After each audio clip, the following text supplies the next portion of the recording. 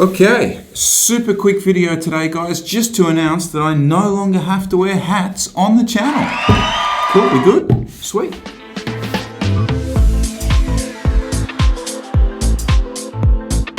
It is true, I have the do back. COVID has ended, I don't have to wear hats. But while I've got you guys, I thought we might as well have a little chat about base training. I alluded to this the other day. Base training, endurance training, that type of thing. Okay, you are seeing heaps of this on YouTube at the moment. People giving definitions of it, how to ride it, how to fit into your training plan. The way you ride this, the way you fit this into your training should always be a discussion between you and your coach, not you and a YouTuber. But you say, Chris, you are said YouTuber getting in front of me telling you how to do this. What I'm doing today is my experience of this. You can use this advice, you can abuse this advice, you can ignore this advice. Because at the end of the day, I am disagreeing, essentially, with what I am seeing a lot on YouTube at the moment from my experience. So I like to give the other side of the coin. Do you think we can do that? I think we can do that. So what I'm going to do is give three, well, they're not tips, but they're three pitfalls. They're three pitfalls of what I am seeing on YouTube at the moment and how, well, my own experience has essentially disagreed with that. The first thing that I am seeing when it comes to base training is the use of heart rate as a valuable metric. Now, ladies and gentlemen, heart rate is one of, if not the most variable metrics we have to monitor. To use it as a gauge of your fitness level is, in my opinion, completely false. Completely false. You have seen me in the daily vlogs, guys. I am very open and upfront about the stuff that I do, the training that I do. It's all there on Strava, etc., etc. And one of the biggest takeaways, or the things I talk about all the time here, is how variable my own heart rate is. And to then rely on that heart rate as a gauge of your fitness for how that should interact to your base training is a false economy. It's not a good way to do things. The other thing I'm hearing is this thing about heart rate drift as a sign of fitness.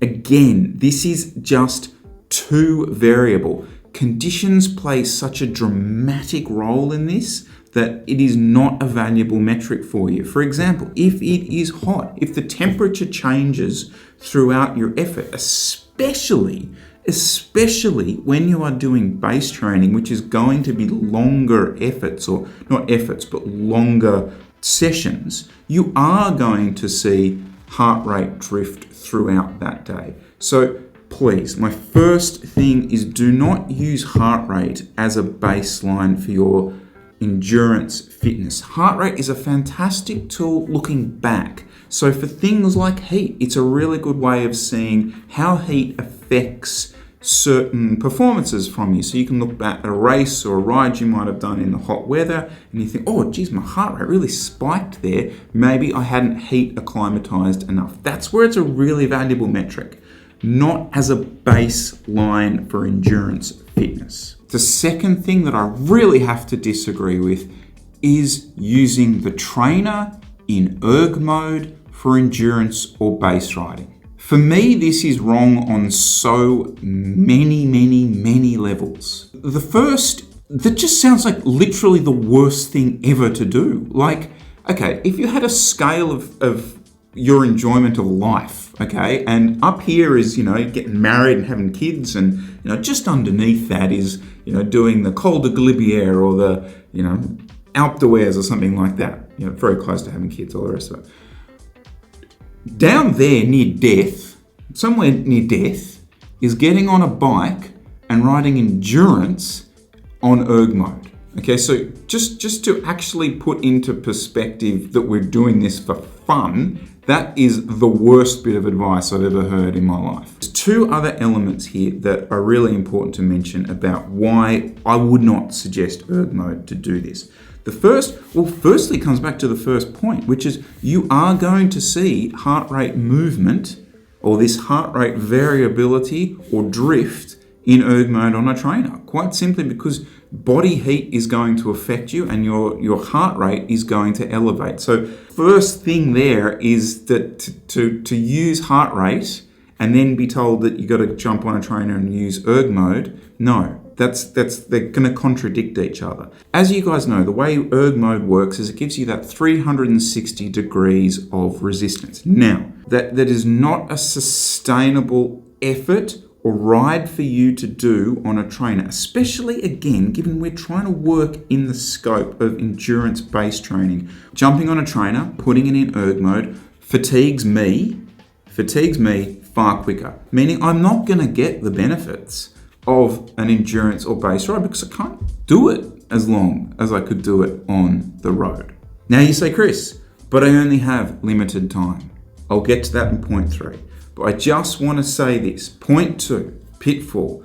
Please don't jump on a train and put it on erg mode. You'll start playing golf. Like, that's how bad this will get for you. I promise. Before we get to the 3rd pitfall, guys, just a quick reminder, please make sure to like these videos. It makes a massive difference to the channel, a huge difference, actually. I can't stress that enough. So I've got some fantastic regular viewers, guys.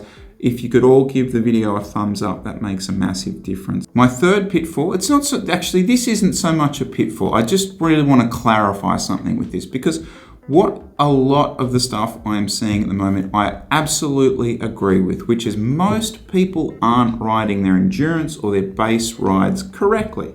And it does come back to this concept of constant pressure on the pedals, trying to flatline the effort, reduce surges, allowing you to do the effort for longer and stay essentially in that kind of endurance zone, that building, that platform, that base. Completely agree, and it's the foundation, that's the word.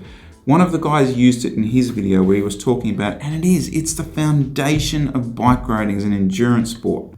But there's a but coming, isn't there? Yes, there is a but coming. Now, one of the biggest things that people do get wrong, obviously, in this space is when there are hills, climbs, all that kind of stuff, that they surge too hard up the hill, take it too easy over the top and on the downhill. The way I was actually able to flatline these efforts out a bit was when the road did go uphill a little bit, is to just increase your cadence a little bit. Try and spin through the climb, because you're so used to when you get to the base of a climb, when you get to the road starting to ramp, is you don't change gear, you just start to put more power into the pedal. And well, that's going to surge you up the hill. So in my experience, I would always drop some gears, start to spin, and therefore sort of keeping the surging down. Now, the really important part of this is the absolute key part to riding any sort of endurance on undulating terrain, is when you do start to come over the top of the rise or the peak, is to boom, boom, boom, start to come through the gears. And essentially that means that on the flat and on the downhills, you're probably slowing your cadence, because you're coming up through the gears, you're getting back over on top of the gear. So for me, in my experience, flatline your effort, your base training effort, is very much about spinning over the uphill part and coming through on a slower cadence on the downhill part. The last thing I want to say about this is, like, we read a lot of stuff about, pros doing base hours and these massive base blocks and everything like that. And even having chats at the moment with Jay and stuff like that, he's in this base phase, okay? That's great for a pro, because their bike races go for 6 hours. And not only do their bike races go for 6 hours, their season, which starts in, essentially February, goes to October, is an intense race season. We don't have that. I'm sorry, Peter Sagan's not watching these videos for advice on base training. Keep that in perspective when it comes to doing this stuff. It should always form a part of your training, but honestly, for me, to have like a base period is just a waste of time. Like, I want to enjoy my bike rides. I want to go do a hard session. I want to go do a little crit race. I want to go have a crack at a climb, or I want to go ride some absolute pure slop. Like, I just don't find it should be like an absolute periodized, here I am in my base block zone. Unless you are like, going to do a full world tour season. So anyway, I just wanted to say that. Guys, I realize I've just kind of contradicted myself about 7 times by saying something like, I don't want to blow this out of proportion, but I'm going to blow this out of proportion. But don't worry. I'm not as passionate about base training as I am about fashion. So you will see me talking a little bit about that later this week. Guys, keep the ideas coming on that. Would love to hear your thoughts. Would love to hear your thoughts on what you are seeing on YouTube. As always, guys, thank you so much for watching. Please do like this video, subscribe to the channel, and share it on to someone as opinionated as I am. I will see you very soon.